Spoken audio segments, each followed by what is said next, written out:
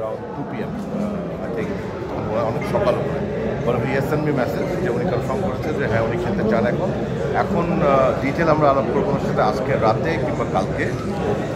ওনার পাসপোর্টের কী অবস্থা, কতক্ষণ সময় লাগবে না লাগবে, আমরা কিছু গ্রাউন্ড ওয়ার্ক করে রেখেছিলাম আগের থেকেই, বাট তারপরে গোয়িং ফরওয়ার্ড ওই প্ল্যানটা করবো এবং ওনাকে ক্যালেন্ডার শেয়ার করবো আমি।